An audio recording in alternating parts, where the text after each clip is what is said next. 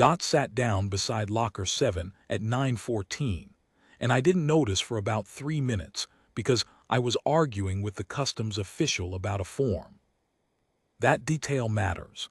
I want to be precise about it. She didn't bark. She didn't growl. She didn't do anything that would have interrupted a conversation. She just sat, the way she always sits when she's working, weight back on her haunches, nose an inch from the locker seam, tail at rest. 14 years of that same posture, and I've learned to read it the way other men read weather. But I was busy, and the customs official was busy, and locker 7 sat in the corner of bay 12 with its diplomatic seal intact, and its manifest filed as inert non-biological cargo from the Vethari consulate, and nobody was paying it any attention. That was the first mistake. The second was filing the manifest wrong. The third was not having a form for working Earth animals, but I'm getting ahead of myself. My name is Harlan Voss. I spent 22 years in the Coalition Kennel Handler Corps before my knees informed me I had reached the end of that particular chapter. I came out the other side with a modest pension, a certificate of distinguished service that I've never framed, 3 herniated discs, and Dot. She was listed on my discharge papers as personal property to be transferred with the handler at separation, which is the core way of saying she goes where I go, and the next person who tries to tell her otherwise will have an interesting afternoon. She is a Beagle, tricolor, 12 kilograms. She has a gray muzzle now, and she moves a little slower on cold mornings than she used to, and when she sleeps she makes a sound somewhere between a snore and a sigh that I have never found objectionable. She was certified at 14 months for energetic materials detection, recertified every 2 years for the next 12 years, and in that time she identified 31 confirmed devices across 9 systems. She did not receive a commendation for any of them. That is because Beagles cannot receive commendations. I consider this a clerical error. She also holds an unofficial record, though the Corps doesn't log unofficial records, for the most consecutive successful identifications without a false positive. The number is 247. I know this because I counted. Her supervisor, a large woman named Senior Handler Priya Akalo, who ran our unit for 6 years and who, I should note, did receive commendations, told me once that Dot's nose was the most reliable instrument on any ship she'd ever served on. She said it in the context of calibrating new sensor arrays, and the engineers in the room didn't know whether to be pleased or insulted. I was pleased Dot was asleep. We arrived at Kesuvar Transit Hub on the morning of the 14th at 8:47, which was 13 minutes ahead of the scheduled docking window, which meant we sat in the approach lane, while the hub finished sorting out a cargo dispute in Bay 3. Dot slept in her travel kennel in the passenger hold with her nose tucked under her paw. I drank cold coffee and read the transit briefing, which said, among other things, that the Kesuvar hub was rated as a Category 3 port of entry for all Coalition member species, that it processed approximately 60,000 transiting passengers per standard day, and that all biological passengers were required to present valid health certification at the primary inspection desk in Concourse Alpha before proceeding to the secondary boarding gates. It did not say anything about working animals. I checked. I had Dot's certifications with me, her health clearance, her annual parasite screen, her working animal registration with the Coalition Handler Corps, and what the Corps calls a Companion Class Active Credential, which is the document that says in plain language that she is not a pet, she is not cargo, she is not livestock, and she is not a security asset in the traditional sense, but she is also not to be separated from her registered handler under any circumstances. Quarantined against her handler's wishes, or subjected to the standard biological containment protocols applied to non-companion class animals. It's 4 pages. It has 17 official seals. I have had it questioned exactly 41 times in my career. I stopped being surprised around the 4th time. The customs official at Primary Inspection Desk 7 was a veteran. If you've never met a veteran, They run to about 2 meters tall bilateral symmetry, 4 eyes arranged in a slight arc above a narrow mouth, and a set of external auditory organs that look like folded fins above the jawline, which is relevant later. The fins move when they're agitated. They're very readable once you know what to look for. This one's fins were doing what I'd learned. Across a few previous transit stops through veteran-administered ports to call politely neutral. That is, perfectly still, with a very faint outward angle that meant he was relaxed and not expecting difficulties. He was about to have difficulties. I put Dot's kennel on the inspection platform. She was awake by this point, sitting in the kennel with her nose working the air through the mesh, and I laid her documents out in a row. The customs official looked at the documents. He looked at the kennel. He looked at the documents again, picked up the top one, which was the companion class active credential, and began reading it. His fins moved outward, then inward, then stopped in a position I had not seen before. "This is a biological organism," he said. "Yes," I said. "This is a companion class biological organism." "Yes." This classification is reserved for organisms that have been assessed as non-threatening to transit hub personnel and infrastructure. "Correct," I said. Under the Coalition Transit Biosecurity Framework, Appendix 7, biological organisms arriving from Earth classification zones are required to undergo the extended biological processing assessment before companion class exemption applies. "She's done the extended biological processing assessment," I said. "Page 3 of the credential. The assessment number is there, along with the certifying official's registry identification." He turned to page 3. He read it. He turned to page 4. He read that. He set the document down on the inspection platform, looked at Dot and said, "This is a Beagle." "Yes," I said. "From Earth." "Yes." His fins did the thing I hadn't seen before, and then they did something new, which was to extend fully outward and angle slightly backward, which I later learned from a veteran transit official named Consul Advisorate Senyavarl. But we'll get to him. Indicated a state somewhere between careful reassessment and controlled alarm. "Sir," the customs official said, "this terminal does not have a processing category for Earth-working animals." I looked at him. I said, "I know. I've been to a lot of terminals that don't have one. The procedure in that case is to contact your hub classification officer and request a temporary category assignment under the companion class framework. I can walk you through the form if you'd like." He looked at me. He looked at Dot. Dot had settled onto her elbows in the kennel and was chewing on her own paw in a methodical, contemplative way. He said, "One moment," and picked up his communicator. That moment took 47 minutes.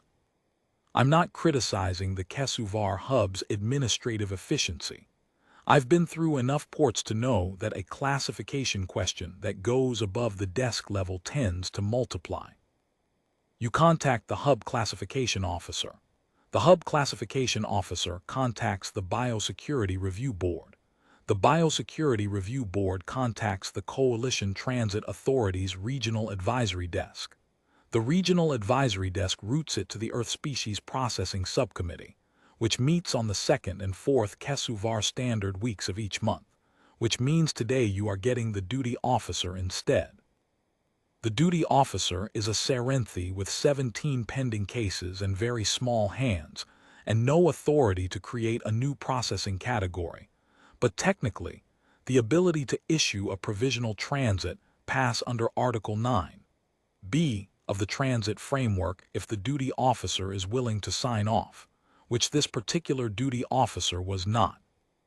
Because his supervisor had told him 3 months ago not to use Article 9(b) for anything involving Earth origin biologicals, unless the Earth origin biological was certified as Companion Class Level 1. Dot was certified as Companion Class Level 1. This information took another 11 minutes to convey through 3 separate officials, at the end of which someone printed a provisional form.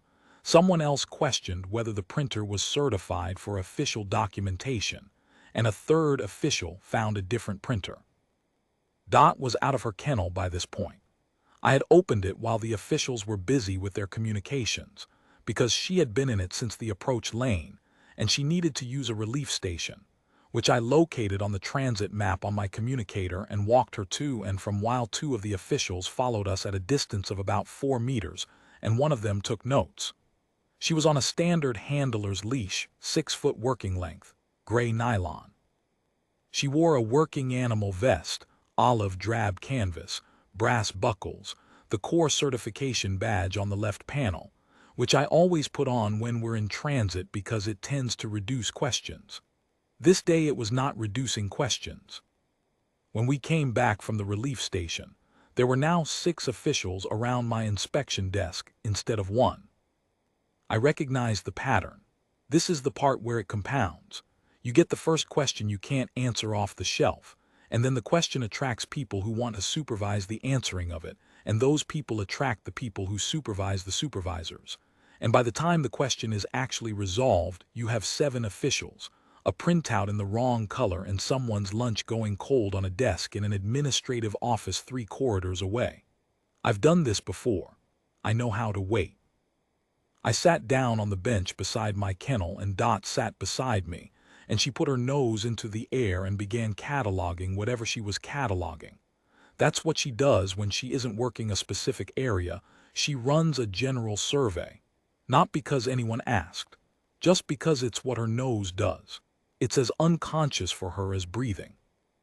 The air in the inspection bay is rich, even to a human nose, machine lubricant, recycled atmosphere, the metallic undertone of the hull plating, the biological traces of 60,000 transiting beings per day. To Dot, I assume, it is something like a library. She reads it without thinking about it. She reads it the way I read that transit briefing, automatically, before she's even fully decided to pay attention. At some point during the documentation argument, I think it was around the stage where the 3rd official was explaining to the 4th official that the Earth Species Processing Subcommittee was not the right referral path because the animal was not being processed for residency, but for transit. Dot got up and walked toward locker 7. I know it was gradual because I know how she works. It wouldn't have been sudden. It would have been general survey. Something catches her attention, she redirects, she approaches, she confirms, she sits. The whole sequence might take 2 minutes or 30 seconds depending on how clear the scent is. She's not dramatic about it. She is, if anything, the least dramatic detection asset I have ever worked with. Junior handlers in our unit used to be confused by her early on because they expected something more visible, a change in body language, an alert bark, some kind of obvious signal. She doesn't do that. She sits. That's the whole performance. You learn to watch for it or you miss it. I missed it. I was facing the inspection desk. She was behind me. She sat down beside locker 7 at 9:14, and I didn't notice until 9:17, when I happened to turn around to check on her because she'd been quiet for a little while, and I wanted to make sure she wasn't doing something inadvisable with the ventilation grill she'd been interested in earlier. She was sitting beside locker 7. Her nose was an inch from the seam. Her tail was at rest. Her ears were down soft. I looked at her for about 2 seconds. I turned back to the officials. "What's in locker 7?" I said. The lead official, who was by now the 3rd or 4th person to occupy that position since we'd started the documentation process, checked his manifest tablet. Locker 7 is sealed diplomatic cargo from the Vethari consulate, non-biological, inert materials, logged for transfer to the consulate receiving office at Bay 18. Manifest lists contents as ceremonial fixtures, classification code 779. "When was it last physically inspected?" I said. "It was certified at the point of origin." "That's not what I asked." He looked at the tablet again. "It has not been physically inspected at this hub." I looked at Dot. She had not moved. Her nose was still an inch from the seam. In 14 years, she had never, to my certain knowledge, sat down beside something that was not there. Not once. 247 confirmed identifications without a false positive is not a run of luck. It's a number that means something. It means the instrument is reliable. It means when the instrument says sit, you sit with it, and you start asking different questions. "You should probably clear the room," I said. The lead official looked at me. He said, "I beg your pardon." "Not an emergency," I said, which was partially true in the sense that there was no immediate visible threat and Dot was still sitting calmly and was not indicating any instability signal. But I also know that device design tends not to announce itself, and that sitting calmly is what she does whether the material is inert, active, or somewhere in between. The sit means there. It doesn't mean imminent. But I would advise contacting your EOD unit and asking them to come take a look at that locker before it goes to Bay 18. "This is a diplomatic shipment," he said, "from the Vethari consulate. Any physical inspection of sealed diplomatic cargo requires a—" "I understand," I said, "and I'd recommend you make the call anyway and let your EOD unit and your duty diplomatic protocol officer sort out the jurisdiction question together. That's their job. I'm just telling you what my dog is telling me." There was a pause. He looked at Dot. She was still sitting. Her nose was still an inch from the seam. She had found a more comfortable position for her left paw and adjusted slightly, and that was the full extent of her activity. He said, "Your dog?" "Yes," I said. The fins on the original customs official, who had not left the area even after being relieved by his supervisor, did the fully extended backward angle again. The lead official made a call. Dot stayed beside the locker. I went and sat on the bench. The first EOD unit arrived at 9:31. There were 4 of them. Veteran, in containment suits that added another 30 centimeters to their already considerable height, carrying sensor arrays on articulated arms that were about 2 meters long each. They came into the bay in a line, moving fast, which is the correct way to approach an unconfirmed report. The lead moved to the locker. The second and third began scanning the area. The fourth positioned himself between the locker and the rest of the bay, which is also correct procedure. Dot watched them arrive. She did not move from her spot. She did not express any opinion about the suits or the sensor arrays. When the lead EOD technician came to stand beside the locker and pointed one of his sensor arrays at the seam she was guarding, she looked up at him for a moment with the mild curiosity of someone watching a coworker use an unfamiliar piece of equipment, and then looked back at the seam. The sensor array ran its scan. The lead EOD technician looked at his readout. He ran it again. He turned to the lead official and said something in Veteran that I didn't catch the full translation of, but the word my translator flagged, and it was one I recognized from previous transit briefings. The word was negative result.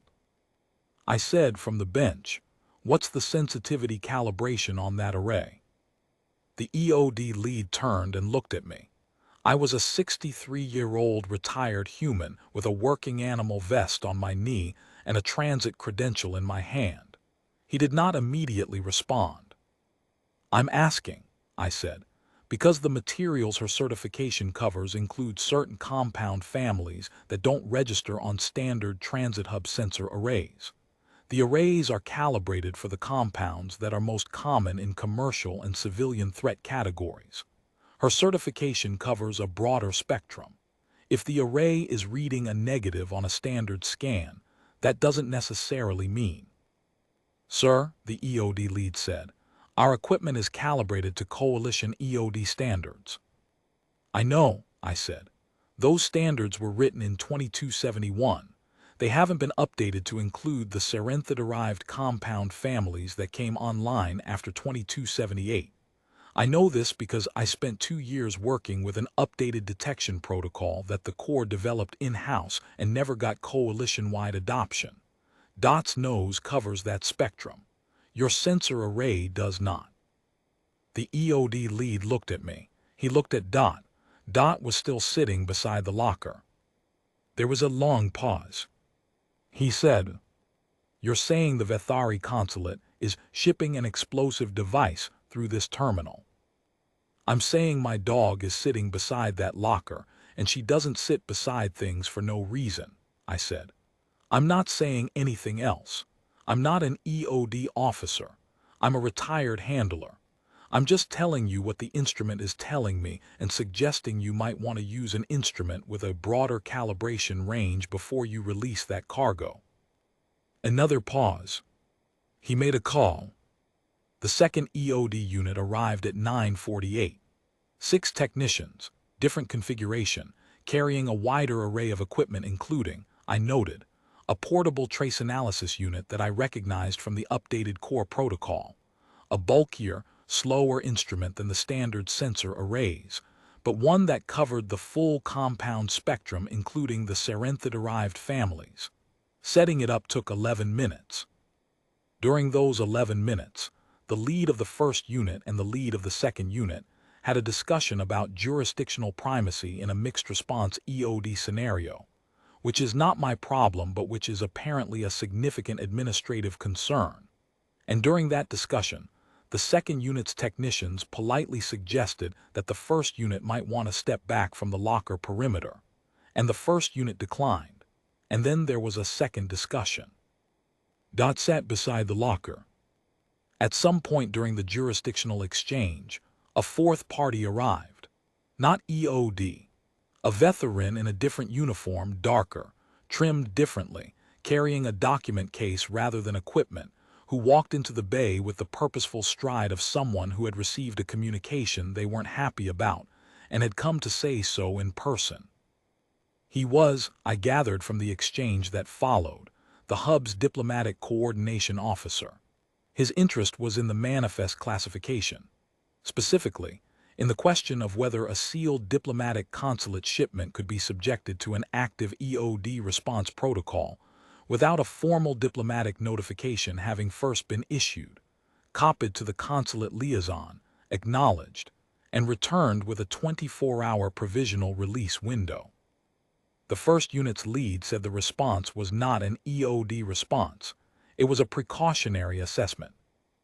The diplomatic coordination officer said that a precautionary assessment involving containment equipment and 3 response teams was functionally indistinguishable from an EOD response under the Coalition Diplomatic Freight Convention, Article 12, Paragraph 4. The second unit's lead said the trace analysis result superseded the Convention's notification requirement under the Safety Precedence Exception, Section 9. The diplomatic coordination officer said the safety precedence exception required a Tier 2 threat confirmation from a certified sensor array before it could be invoked, and that the only confirmation on record at this point was from an unofficial detection source. The unofficial detection source was sitting 12 meters away and had just moved her water bowl slightly closer with her nose. I said from the bench, the safety precedence exception in Section 9 applies to any confirmed detection event, not specifically to sensor array confirmation. The certification threshold is the detection source's formal qualification level. A companion class level 1 working animal certified under the closed spectrum protocol meets that threshold. You can find the relevant footnote in the Convention's 2281 supplementary guidance. There was a silence. The diplomatic coordination officer looked at me. He looked at Dot. He said, "Who are you?" "Retired handler," I said. "I've read the Convention." He looked at the document case in his hands. He said something to the second unit's lead that I didn't catch. The second unit's lead said something back. The diplomatic coordination officer opened his document case, read something, closed it, and said, in the measured way of someone choosing not to continue an argument they have already determined they will not win today, that he would be submitting a formal review request to the Coalition Diplomatic Freight Convention Supervisory Board at the earliest available opportunity. He left. The second unit's lead looked at me. His fins were doing something I interpreted as a kind of professional acknowledgement that does not require elaboration. I nodded. She had been sitting there for 31 minutes by the time the second unit's trace analysis unit came online. She had adjusted her position twice, once to move her paw, once because a piece of equipment had been rolled past her and she had briefly looked at it and then returned her attention to the seam. Her nose had not left the inch from the seam position except for those two adjustments. Her tail was still at rest. Her breathing was unhurried. She looked, to any observer who didn't know what she was doing, like an old beagle resting beside a locker for no particular reason, which is how she always looks. The trace analysis unit ran its first scan at 1009. The lead of the second unit looked at the result. He looked at it for a longer time than results usually take to look at. He turned to the lead of the first unit. He said something in Vetherin. His fins were doing a thing I had not observed before in any Vetherin I had met, which was lying completely flat and forward, almost flush with his jawline. I did not know what that meant at the time. I found out later. It means, I need you to understand that what I am about to say is accurate and has been confirmed. He said the result. The first EOD lead's fins went flat too. Then both of them looked at Dot. Then the lead of the second unit, without taking his eyes off the locker, said something into his communicator, and the tone of his voice was the specific flat professional tone that response personnel use when they are reporting something significant and are being very careful not to use the word significant. The third EOD unit was called at 10:11. They arrived at 10:24. This one was different. 8 technicians, heavier containment suits, specialized containment equipment that I recognized from briefings about Class B isolation procedures. They came in fast and organized and did not have a jurisdictional discussion with the first 2 units, which told me their lead had seniority over both previous teams. They set up a perimeter. They began placing containment anchors around Locker 7 in a specific pattern. Dot looked at them. She assessed the situation for a moment. She moved approximately 4 centimeters to her left to allow a containment anchor to be placed, then resettled into her sitting position. The third unit's lead crouched down beside her. He was in full containment gear, which meant I couldn't see his face clearly, but his posture was not threatening and he took some care in how he positioned himself, which I appreciated. He looked at Dot. Dot looked at the locker seam. He said something to her in Vetherin that my translator rendered as, "You have been here a long time." Dot's tail moved. Twice, slowly, she didn't look at him. He straightened up and said something to one of his technicians, and the technician made a note. I watched the third unit work for a while. They were good. Methodical, clean procedure, no wasted movement. The kind of team that's been trained well and has done this before. They worked around Dot as though she were a fixed piece of equipment, which is more or less what she was. At 10:47, the third unit's lead came and stood in front of me. I said, "Inert, your manifest said." "The manifest is incorrect," he said. His fins were at politely neutral, back to where the first customs official had started this morning, which told me he had himself under control. "The device is in a stable configuration. It is not at immediate detonation risk.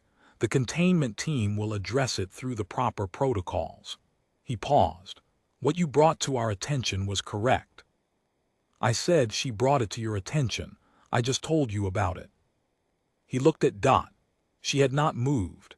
The containment perimeter was established around Locker 7 and around her, which meant she was now inside the perimeter, which meant the containment team had decided she was part of the working zone and not a bystander to be cleared.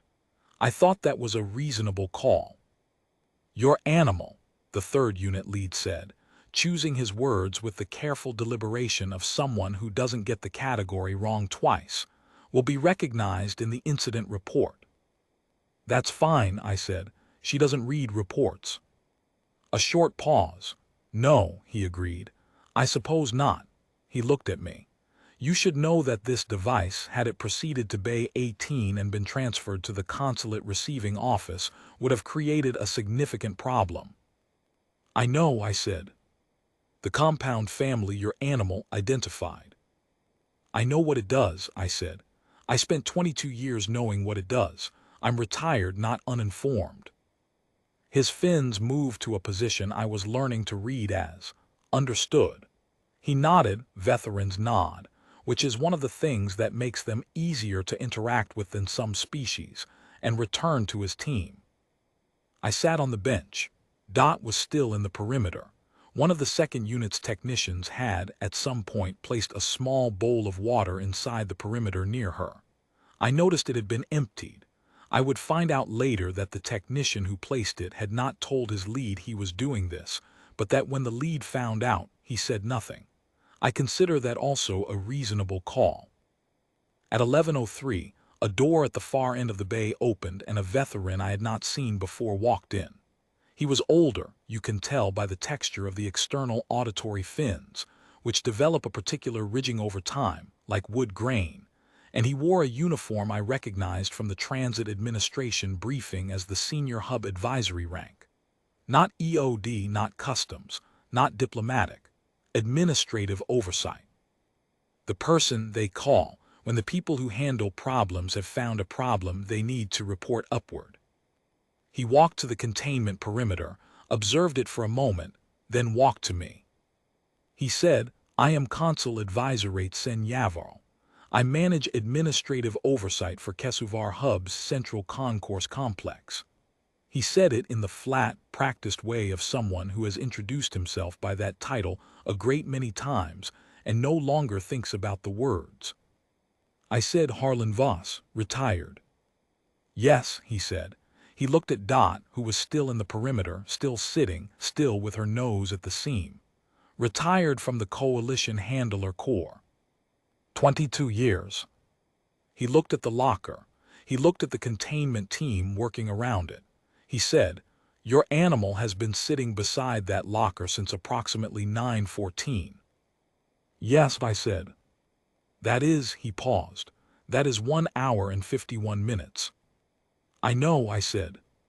He stood with his hands behind his back and was quiet for a moment. His fins were doing something I hadn't seen on any veteran today, which was a very slow, oscillating movement, in, out, not agitated but rhythmic. I learned later that this indicates deep, concentrated thinking. He was doing what I would call in a human, staring at the middle distance and working something out.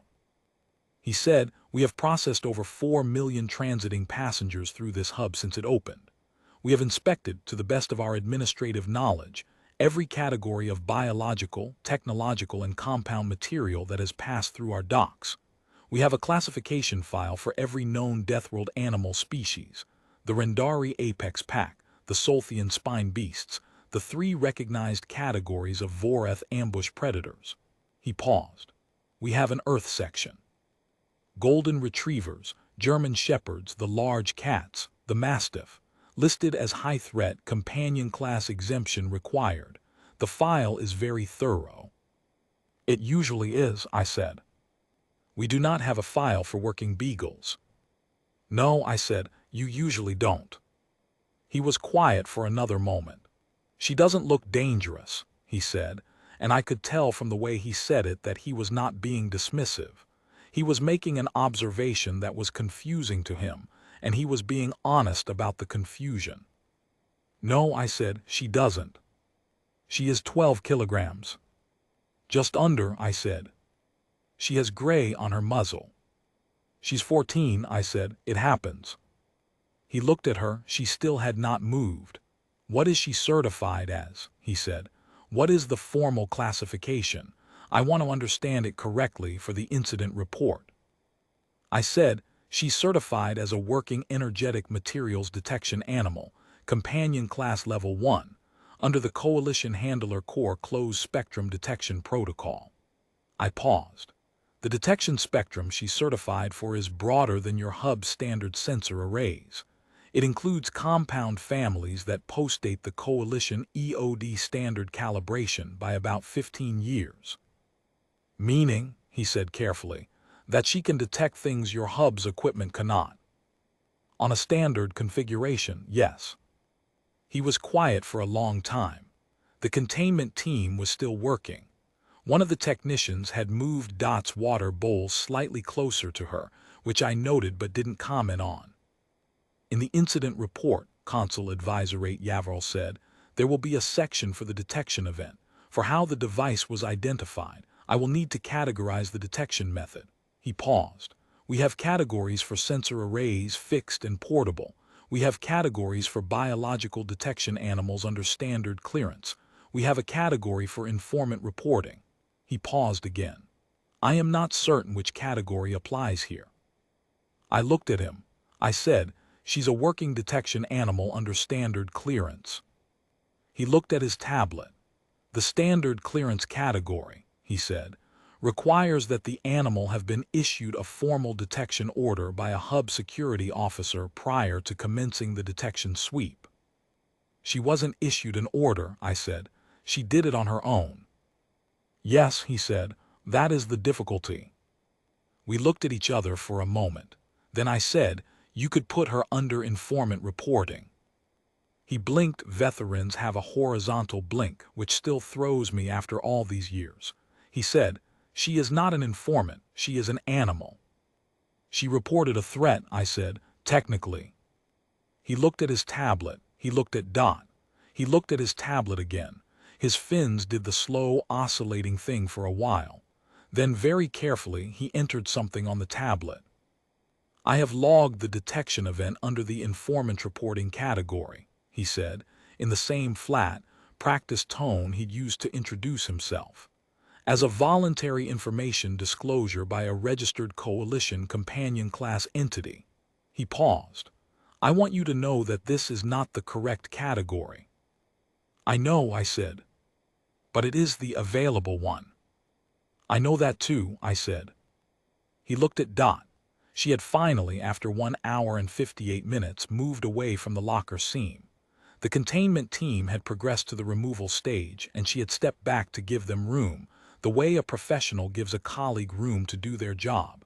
She was now sitting about a meter from the locker, nose still in the direction of it, but the posture had relaxed slightly. The alert was over. The sit was over. What she was doing now was monitoring, which is what she does after the sit, to confirm continuity until the thing is physically removed from the area. She is still watching it, Consul Advisor 8 Yavril said. Yes, I said. She'll watch until it's gone, that's the protocol. Whose protocol? Hers, I said. He wrote that down, I'm not certain why, but he wrote it down. At 11:18, the device was removed from the bay by the containment team in a sealed transport unit, and Dot watched it go. She tracked the transport unit with her nose as it passed, confirmed, and then sat back on her haunches and looked at me. I said, good girl. She got up, walked over, and leaned against my leg. That's her end-of-work signal. That's what she does when she's done and she's reporting in and she wants me to know it. Leaning against the leg. 14 years, and every time she comes back from a sit and leans, I feel the same thing I felt the first time, which is something I've never quite found the right word for. It's not pride exactly. It's more like, of course. Of course she did. She always does. I put my hand on her back and she sighed. Consul Advisor 8 Yavril watched this. He stood 3 meters away with his tablet in both hands and his fins in the oscillating concentration position, and he watched my 12-kilogram, gray-muzzled, 14-year-old Beagle lean against my leg and sigh, and I could see him working through something. He said she knew before our instruments for almost 2 hours. Yes, I said. She could have alarmed, she could have barked, drawn attention. She didn't need to, I said. She sat, that's what she does. Sitting is how she tells me. I was occupied, so she waited. She waited, he said, while a device of that classification sat in a sealed locker 8 meters from a transit concourse, processing 60,000 passengers per standard day. She waited for me to notice, I said. That's the protocol. The protocol. Her protocol, I said. She's been doing it for 14 years. She knows I'll look eventually. He wrote something down. I didn't ask what. He looked at her for a while longer, and she looked back at him the way she looks at everyone she's met and assessed and found unthreatening, which is with mild, unhurried interest, like someone watching a neighbor's cat cross the yard. "Mr. Voss," he said, "I have a procedural matter that will take approximately 20 minutes to resolve. It concerns your transit documentation and the classification question that was pending when this morning's event began." "I know," I said, "the form." "The form," he agreed. "I will resolve it." "You're going to create a category," I said. He paused. "I am going to use an existing category in a way that correctly accommodates your situation, with appropriate notations for the hub's administrative record." "Whatever works," I said. He spent 17 minutes on his tablet. Dot and I sat on the bench.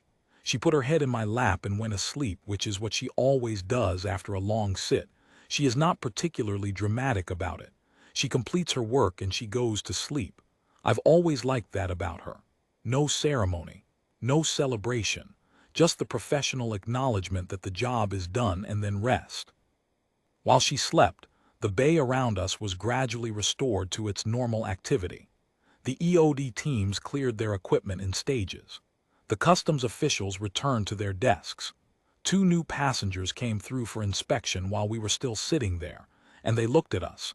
The old human on the bench and the sleeping Beagle with her head in his lap, with the mild curiosity that people extend to ordinary things they pass in transit. Which is fair. To look at her, she is an ordinary thing. She is 12 kilograms of tricolor Beagle with a gray muzzle and a canvas vest, and a talent for sleeping in the middle of things. She is not large. She does not radiate menace. She does not look like what she is. That is, as I have explained to a considerable number of officials and technicians and duty officers over 22 years, the whole point. Consul Advisorate Yavarl came back at 11:37 with a printed transit document. He handed it to me. I looked at it. The category line read, "Companion Class Working Animal, Enhanced Detection Spectrum, Handler Bonded." The notation field said, "Certified under Closed Protocol Coalition Handler Core Assessment, Cross-Spectrum Detection Capabilities, Voluntary Disclosure of Threat Material on 14th day of current transit period at Kesuvar Hub." I said, "You gave her a new category." "I designated an extension of an existing category," he said, "for administrative purposes." "How many other animals are in this category?" I said. A pause. "Currently," he said, "1." I looked at the document. I looked at him. He had his fins at politely neutral again, which I had come to think of as his resting expression, the one he came back to when he'd reached the end of working something out. "Mr. Voss," he said, "I have been in transit administration for 31 years. I have processed incidents of many kinds. Threat detection failures, diplomatic complications, contraband interdiction, biological containment events." He paused. "I have processed those events using equipment, personnel, and intelligence sources. I have not previously processed one where the source was," he stopped, chose a different word, "where the source was one of this kind." "She's one of a kind," I said, and then immediately regretted how that sounded, because it's the kind of thing people say, and I am not typically the kind of person who says it. But it also happens to be accurate in the relevant sense, which is that there is no other Dot, and there is no other 14 years of her learning this job and my learning her, and the number 247 is 247 precisely, because she is who she is, and not because any instrument that covers the same spectrum could produce the same result. The instrument is not just the nose. I've tried to explain this to people.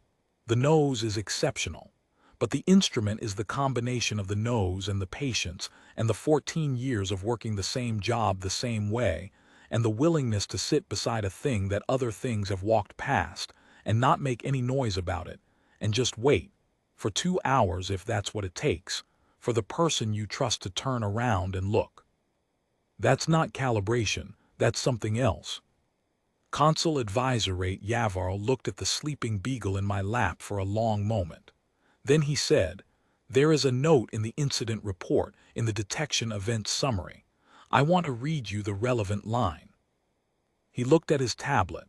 He read, "Detection source demonstrated sustained, uninterrupted identification behavior for approximately 112 minutes prior to response team arrival. No false disengagement. No secondary stimulus response. Full protocol maintenance throughout the response period, independent of handler direction." He lowered the tablet. He said, "I wrote that for the technical record, but I want you to understand that what it means in plain language is that she stayed." "Yes," I said, "she stayed." "For 112 minutes, without instruction." "She didn't need instruction," I said. "She knew what she'd found. She was waiting for the response to catch up with her." He was quiet. His fins did the oscillating thing again. Then he said, "In my 31 years of transit administration, including 17 years with responsibility for security incident management, I have received detection information from sensor arrays, from informant networks, from undercover personnel, from diplomatic intelligence channels, and from a Serenthi precognition class observer on one occasion that I am not authorized to discuss in detail." He paused. "The information from your animal was the fastest confirmation we have had on any Class B material at this hub. Faster than the sensor arrays. Faster than the trace analysis. Faster than all 3 EOD teams combined." "Yes," I said. "She was there before all of them," he said, "and she waited."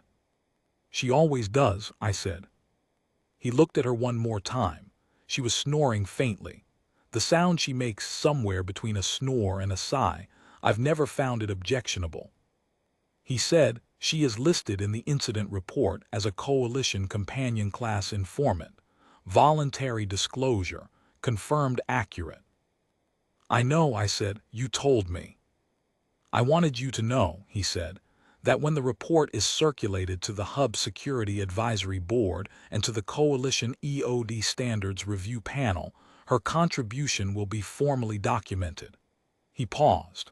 "Under the incorrect category, but formally documented." I said, "She doesn't read reports." "No," he said, "but other people do." He closed his tablet.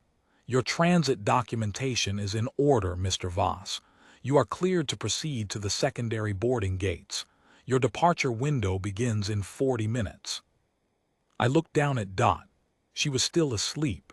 Her vest had ridden up slightly on one side, the way it always does when she lies on her left flank, and I straightened it without waking her. The core emblem on the left panel is faded now. 14 years of handling will do that. But the certification badge is still readable, still stamped with the core seal, and her identification number, and the word active, which it still is because no one has filed the retirement paperwork yet, because the retirement paperwork requires a handler to formally certify that the animal is no longer fit for duty, and I have not been able to certify that in good conscience, because she is still fit for duty. This morning is, I think, evidence in support of that position. I said to Consul Advisorate Yavarl, "Thank you for the transit documentation." He said, "Thank you for," he stopped, started again, "thank the animal." "I'll pass it on," I said. He nodded. He walked back toward the far door. Partway there he stopped and turned around. He said, "Mr. Voss, the category I created, the extension, Enhanced Detection Spectrum, handler bonded. It is in the system now. If you pass through Kesuvar Hub again, the desk will have the correct form." "Good," I said. "I have also," he said, "sent the category designation to the Coalition Transit Authority's Earth Species Processing Subcommittee, with a recommendation that it be adopted hub-wide." He paused. "And to the EOD Standards Review Panel, with a recommendation that calibration standards for energetic materials detection be updated to include the compound families your animal's protocol covers, with a note that the current gap in standard array calibration is a known vulnerability that was identified today by a 14-year-old Beagle. I said, noted by. Identified, he said, and I quote from my own report, by a coalition companion class detection informant whose instrument capabilities exceed current hub standard by a confirmed spectrum differential of. He looked at the tablet. Read a number. Looked up. Said, it's a large differential. I know, I said. He put the tablet under his arm. He said, she is small. Yes, I said. And gray-muzzled, he said. Yes, I said. And 14, he said. Going on 15, I said.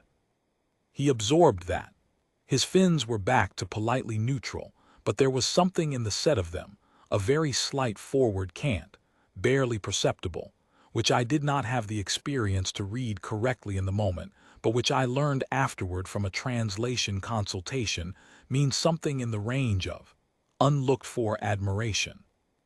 He said, have a good transit, Mr. Voss. We will, I said. He walked out. Dot woke up about 6 minutes later, the way she always wakes, gradually, nose first. A long, slow inhalation that transitions into awareness, and then her eyes open and she looks around in a calm, steady way as if confirming that the world is still in the configuration she left it in.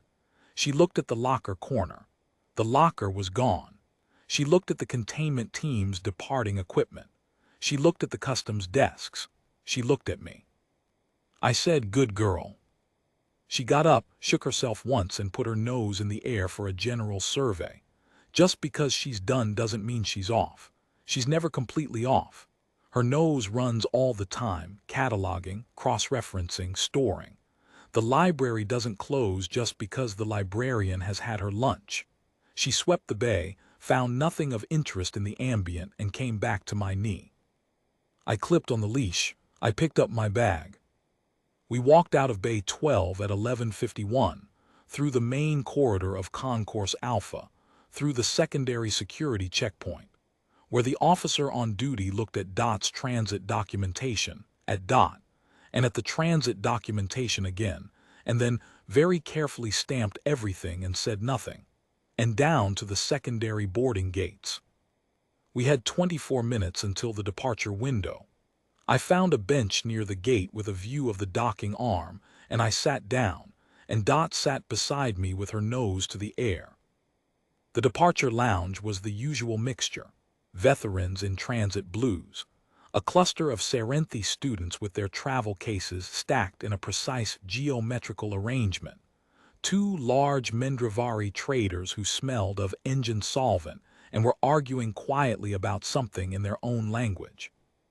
A family, I assumed a family, based on the arrangement and behavior, though veteran family configuration is not always what a human would expect, sat across from us, the young ones making the small, absorbed movements that young things make when they are waiting, and not very good at it yet. One of the young ones, small enough that it was using the bench with its feet off the floor, fins soft and unfurled the way young veterans' fins are when they haven't yet learned to control the expression, stared at Dot. Dot looked back. The young one stared harder. Dot's tail moved, slowly, twice. The young one looked at the adult across from it, said something, looked back at Dot. The adult looked at me. I nodded. The adult said something to the young one.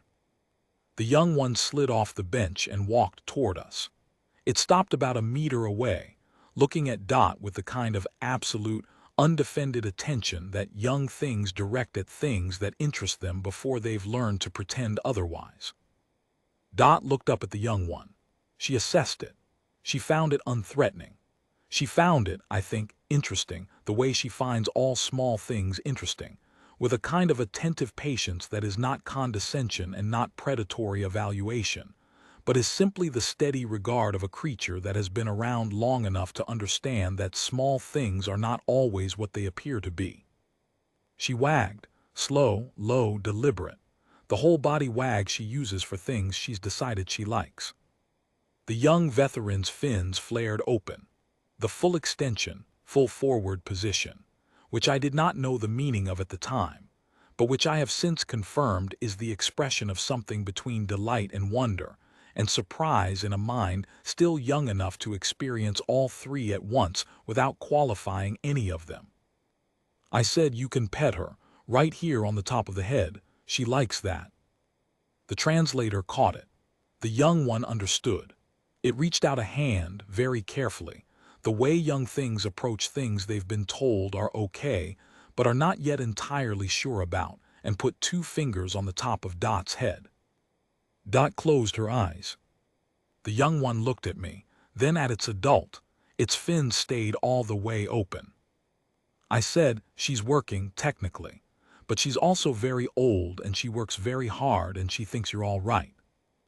The translator caught that too. The adult from across the way said something in Vetherin that my translator rendered as, "Thank you. It has never done this before." I wasn't sure if it meant pet a dog or trust something quickly or feel that way about something new. It didn't matter. I understood what was meant. I said, "She does that. She decides about things fast. She's usually right." Dot opened one eye, looked at the young one, and sighed. The long, comfortable sigh that means she's settled and content and has made her assessment and found the world in this moment satisfactory. The young Vetherin sat down cross-legged on the floor beside her and kept its fingers on the top of her head. Its fins stayed open the whole time. Dot let it. She ran her general survey nose in slow, easy arcs across the departure lounge air, cataloging, cross-referencing, watching the library. At 12:15, the gate opened for boarding. The young Vetherin stood up and went back to its family. It turned around twice to look at Dot as it went. Dot watched it go with her soft, steady gaze. I gathered my bag, I stood up, I said, "Ready." She looked at me. She stood up, shook herself once and fell in at my left heel. 6 inches back. Steady.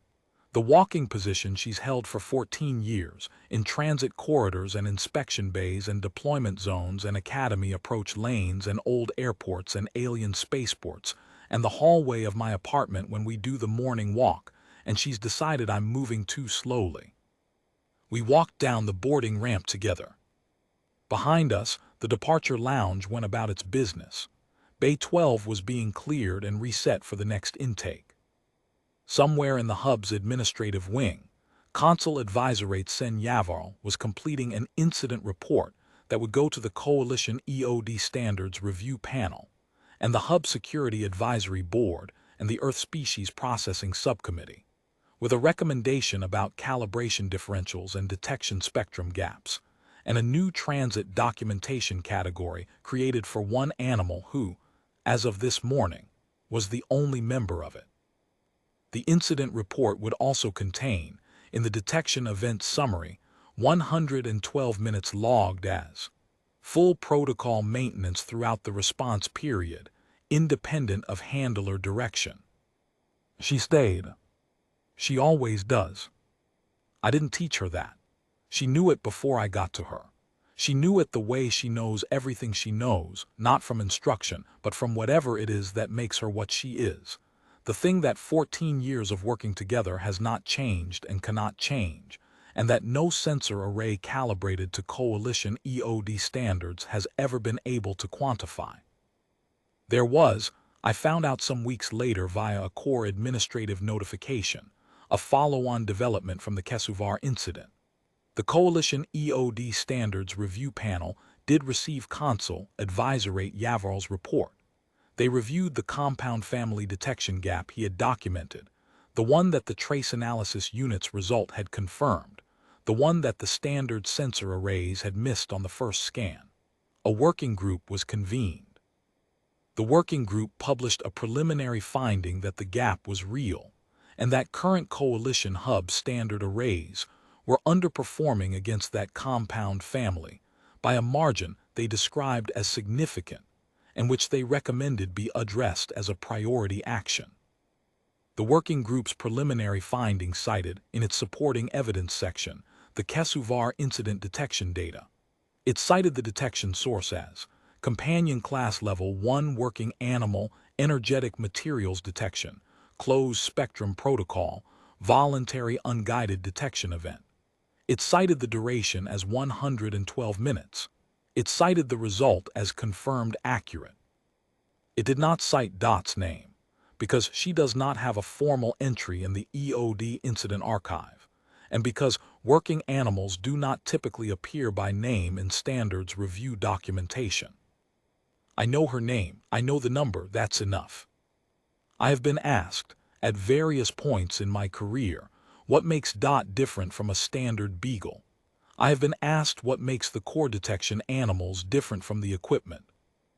I have been asked, by a journalist once, in a profile of the core that was never published because the editor decided it was too narrow in subject interest, what I thought the value of a working animal was compared to a purpose-built technological solution. I said, the value is that she chose this.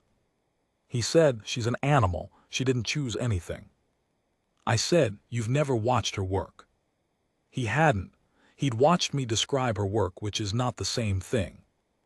Watching her work, watching the nose go down and the body settle and the tail go still, and the whole weight of her attention focus onto a single seam between a locker door and its frame, and then watching her sit, and stay sitting, for 112 minutes without instruction, in a transit bay full of officials and sensor arrays and EOD teams and equipment, all of it pointed at the wrong answer, is different from hearing about it. The journalist wrote a different profile. I don't know what it was about. Dot walked down the boarding ramp at my left heel and she didn't look back, because the work here was done and the next thing was boarding and whatever came after that, and she doesn't spend time looking back at things that are finished. She runs a general survey of what's in front of her. She moves at her own pace. She is 12 kilograms and gray-muzzled and going on 15 years old, and her vest needs replacing, and she snores when she sleeps, and she carries her core certification badge and its word active and the number 248 as of this morning, which I have been counting since the beginning and will keep counting until there is no more to count. She does not have a commendation. She does not have an entry in the official coalition EOD incident archive under her own name. She has an incident report notation under the informant category with a note that the category is incorrect, and she has a transit documentation designation that currently contains one member. She has 248, and she has never given me a false one, and she has never once failed to stay. I'll take it.